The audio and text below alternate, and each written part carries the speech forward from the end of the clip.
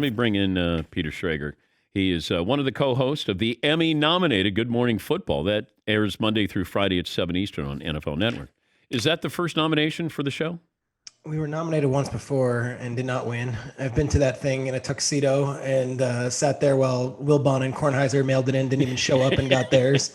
It's an honor that you guys know quite well to be nominated to show up and watch two individuals who don't go to the event get the award for the 6,000th time. So maybe one day we'll get PTI. And McLovin did come on the show and basically talked about Andy Dalton, and our ratings went skyrocketed. It was awesome. Well, you can still have him on while he still has a job in Chicago, because I don't know how long you think it is before Justin Fields takes over in Chicago. It's interesting because I think if Matt Nagy was about, saving his career or trying to just last as long, the move is you start Dalton to like week 10 or 11, Fields comes in and then suddenly has this resurgent second half of the season. Like, well, you can't fire Nagy now. They just got started. But I go back to 2012 or 2012, when I was covering the NFL for Fox, and I showed up in Seattle for training camp, and Matt Flynn had just signed his free agent contract for huge money, and everyone was like, we love Flynn, but our third round pick is outplaying him every single day in practice and looks amazing. We can't not start this guy, and it was Russell Wilson. If Fields does that in training camp, I don't care what plan Nagy has with Mahomes and Alex Smith in his mind with Dalton. If Fields is the better quarterback, the players know, and you can't go into week one and say, yeah, but we have a plan. No. Fields is the guy. We'll see him on NBC with Al and Chris on the call, taking on the Rams week one.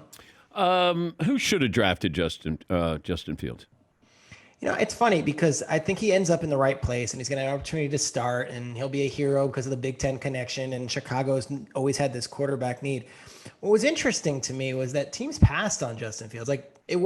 If he goes on to be great, will the Broncos regret taking a corner when they already have some great corners at 9 overall? Will the Panthers regret taking a corner? How about the Eagles? The Eagles had the 10th overall pick, and Justin Fields is sitting there. Do we know if Jalen Hurts is very good? I don't know if Jalen Hurts is better than Justin Fields, and they took a wide receiver with the first pick when they traded back. So I find that to be interesting, that 8, 9, 10. And the Eagles kind of get a pass. It's like, all right, well, they traded back, and they got a third-round pick, and they got Devontae Smith. I think if Justin Fields is a great quarterback, it's almost like when the Bears took Trubisky over Mahomes and Watson, everyone crushes the Bears for it. But you also know the 49ers took Solomon Thomas over Mahomes and Watson as well. So if you take a wide receiver and Justin Fields was on the board and he goes on to be what everyone hopes he can be, then I think that's a very interesting decision by Philly. What is Deshaun Watson's trade value?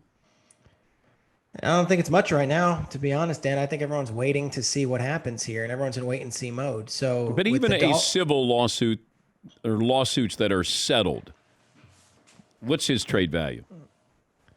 His trade value is they drafted a quarterback in the third round in Davis Mills, and they've got Tyrod Taylor. And if he's cleared of these things or he settles them and the NFL gives him a suspension for a few weeks and then he comes back and they welcome him back with open arms and he's willing to play for them, he's the Houston Texans quarterback.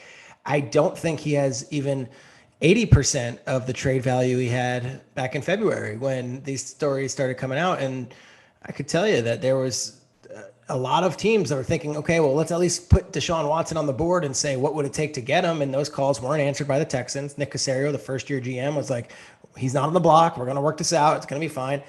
And then this stuff blew up, and I don't know any team who wants to touch this right now. It's civil, non-civil, settled, not settled. It's not like he can't play quarterback anymore. I just don't think any other teams want that on their hands as this is all happening, as you said before the break. Why is it that we always hear the Dolphins involved in possible trade talks or getting a quarterback, Russell Wilson, Deshaun Watson, they've had Tua for a year and not even a full year. It just seems this is what I kept seeing with San Francisco with Jimmy Garoppolo. He's our guy. Meanwhile, we're trying to get Tom Brady. We're trying to trade Garoppolo. Hey, anybody else that we can get here? It just feels kind of uncertain in Miami with Tua. Yeah, look, the Niners, to finish that point, I mean, they did at least inquire about Aaron Rodgers the day before the draft, so it's not as if they don't have interest to go beyond Jimmy as a veteran or for the rookie, which they drafted. The Dolphins are interesting because he went 6-3 last year. And he'd say, well, that's great for a rookie. But in the biggest moment in week 16, when they're playing in Las Vegas, he got benched, he got yanked. So when Flores comes out and says, I have the full confidence in him and he's our guy, you almost look at that with a side eye, because in the biggest of moments, you didn't. You went to Ryan Fitzpatrick. They did not draft a quarterback. They had the 3rd overall pick. Sorry, this is the microphone. All right, they had the 3rd quarterback, and they traded back to 12, then up to 6, and took a wide receiver. To me, that's the utmost confidence in their quarterback. They showed that with their actions. And yet, if I was to wake up in August and he told me, "Oh wait, Deshaun Watson was traded to the Miami Dolphins," I wouldn't be shocked at all. I don't know if you saw this report by Mike Florio. He said that he hears Aaron Rodgers believes he was promised a trade before the Packers changed their mind. The Packers said that unequivocally false. Not only that, but the Packers weren't even aware that Rodgers believed that he would be traded. It's tough to separate fact from fiction here, of wondering, because I haven't heard Aaron Rodgers say anything, but the coverage is bigger than the story itself, it feels like right now. Yeah, and that for Aaron Rodgers or played again. Wait, hold on. You got to get your mic. See, our show was nominated for a Sports Emmy. That doesn't happen with my microphone. But who takes the hit for this? He's on our show. That should hurt. They should revote. That's Good Morning Football equipment. That's what that is. Is this subterfuge? Yeah. No. See, is he? You know what Schrager's doing? He's sabotaging. He's sabotaging us. He's tanking the segment. Wow. How's this? There. Are you back now? Are you happy with what you did? Do you know how excited I am to come into your studio, the one down there in Tribeca or the one in Connecticut? And I'll sit on your lap. I'll hug you, Dan. Like, I am so ready to be off this Zoom. I'm done with Zoom. Of all the people on your show, I'm the last one. I don't know if I want you sitting on my lap. I know. Get the Traeger grill ready. I'll just serve you some food, whatever you want. Back to Rodgers. It's become a cottage industry now. Of like, I played with Rodgers at some point in my career. Let me get in here and weigh in and tell you that he's going to be happy.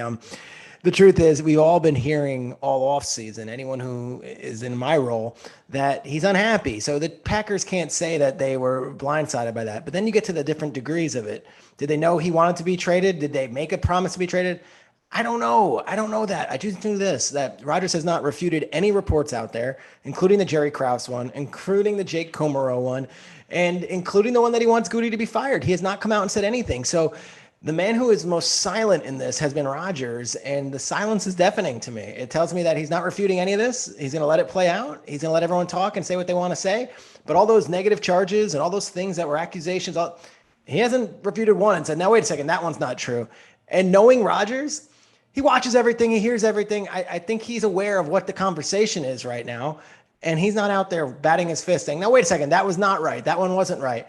To me, I know he's unhappy, and everyone just thinks because we're 2 weeks removed from the Schefter report that things like, okay, the dust is settled, cooler heads will prevail. I don't know if that's true. I think Rodgers is still really upset with the Packers. Who should trade for him? I think Denver should trade for him. I think Denver should give the farm for him. They've got a really good young roster, and they've got a first-year GM. And if his big first swing is to get Aaron Rodgers, that's amazing. And I think the other team I think the Raiders should listen. I think the Raiders should really consider it. Derek Carr has been a good quarterback in this league, but they are opening a new stadium in Vegas. They've got a whole new feel, and I feel like, gosh, Rodgers in Vegas, like the Raiders become the most relevant team in the league. And I don't know what it would take draft pick-wise, but I'm of the belief, I look at like what Seattle did with Jamal Adams and what the Rams did with Jalen Ramsey and now what the Niners did. Draft picks to me, they come and go. If you can get Aaron Rodgers, I would give him whatever they're asking for. Yeah, but he's not closer to a Super Bowl in Denver. Like if I'm looking at this from Aaron Rodgers' perspective of you're not going to have control over the roster. I don't think you get to pick. If you're the one being so upset under contract for 3 years and you've got this team that's gone 13-3 and you're so unhappy, I don't think you also get to pick where you end up. No, I don't know. Because he can just say, look, I don't want to go there. I'm going to retire. Okay. like I would I'd rather retire than wear another team's jersey. I mean, I look at it this way. He doesn't have a no trade clause. He doesn't have the same, like, everyone's like, well, they wouldn't want to ruin relations with him on the way out. It's pretty ugly right now, and he's still there. And I look at Detroit. Stafford talked to the Lions. They were like, we're rebuilding. Let's make this work. Let's make you happy. We don't want to have a Calvin Johnson situation. Packers aren't looking to rebuild right now. If they had to trade Aaron Rodgers, I don't think they'd be letting him dictate where he goes. Anybody apoplectic on the Tim Tebow situation there on Good Morning Football? No, in fact, we've taken the other side of it. I think we're all like, relax, everybody. He's going to try out and it's fine. But I know it's become a much bigger debate on other shows and people are outraged by it. I can't get upset about it. We know what it is. Urban knows Tebow. He's going to bring him in. He's going to give his guy a shot. And if he makes it, good for Tim Tebow. He earned it. I don't know what to say otherwise. I mean, I don't cry for the undrafted tight end and his opportunity being wasted by Tebow. Tebow deserves a shot if he wants to play. Do you know that the Cowboys used to draft players in other sports? Oh, yeah. The Cowboys, Stash them. They drafted Carl Lewis. They drafted Pat Riley. I mean, imagine if that happened now, how these shows would be up in arms. Can you believe they wasted a pick on a basketball player or a track guy? Absolutely. And like Spurrier in 2002, when he came to Washington, didn't just bring one of his guys. He brought Jaquez Green. He brought Shane Matthews. He brought Danny Werfel. Like, this is nothing new. College coaches like having their familiar faces in there. This is the guy who's the extension of me. And even if Tebow shows up for training camp or a couple of weeks into training camp and sets the tone and here's what coach likes, like that, he made an impact. I know there's greater issues at play and people will say, well, that the opportunity cost of Tebow taking a roster spot there means someone else who's more worthy didn't get that opportunity. I'm sorry, that's the real world. And unfortunately, Urban Meyer gets to make the decisions. He's a private business in this case, and he can put whoever he wants on his team. I hope you have a great weekend, Peter. Oh my God, I got worked up there by Tebow. You did it. I know, I did. I kind of toyed you. Good luck with the Sports Emmy, guys. I'm rooting for you. Thank you, Peter. One of us should win, right? Thank you. We should. Thank you, Peter. Thank you. That's Peter Schrager, who I think tried to sabotage his segment there. NFL Network, Good Morning Football.